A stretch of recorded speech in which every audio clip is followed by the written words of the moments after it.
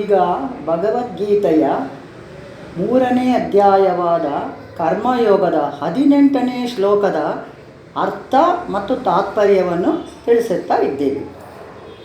ಶ್ಲೋಕ ಹೇಳ್ತೀವಿ.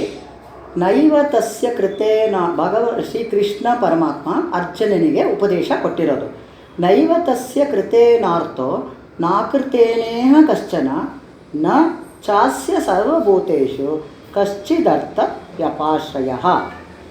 ಇಹ ಈ ಪ್ರಪಂಚದಲ್ಲಿ ತಸ್ಯ ಆ ಮಹಾಪುರುಷರಿಗೆ ಕೃತೇನ ಕರ್ಮ ಮಾಡುವುದರಿಂದಲೂ ಏವ ಸಹ ಯಾವ ಅರ್ಥ ಪ್ರಯೋಜನವೂ ನ ಇರುವುದಿಲ್ಲ ಮತ್ತು ಅಕೃತೇನ ಮಾಡದೇ ಇರುವುದರಿಂದಲೂ ಸಹ ಕಶ್ಚನ ಯಾವ ಪ್ರಯೋಜನವೂ ನ ಇರುವುದಿಲ್ಲ.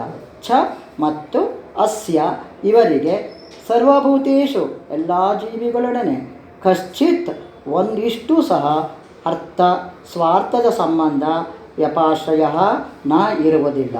ಇದರ ತಾತ್ಪರ್ಯ ಈ ಪ್ರಪಂಚದಲ್ಲಿ ಆ ಮಹಾಪುರುಷರಿಗೆ ಕರ್ಮ ಮಾಡುವುದರಿಂದಾಗಲಿ ಮಾಡದೇ ಇರುವುದರಿಂದಾಗಲಿ ಯಾವ ಪ್ರಯೋಜನವೂ ಇಲ್ಲ ಮತ್ತು ಇವರಿಗೆ ಎಲ್ಲ ಜೀವಿಗಳೊಡನೆ ಒಂದಿಷ್ಟು ಸಹ ಸ್ವಾರ್ಥದ ಸಂಬಂಧ ಇರುವುದಿಲ್ಲ. ಆದಾಗ್ಯೂ ಸಹ ಅವರಿಂದ ಕೇವಲ ಲೋಕಹಿತಾರ್ಥಕ್ಕಾಗಿ ಕರ್ಮ ಮಾಡಲ್ಪಡುತ್ತವೆ.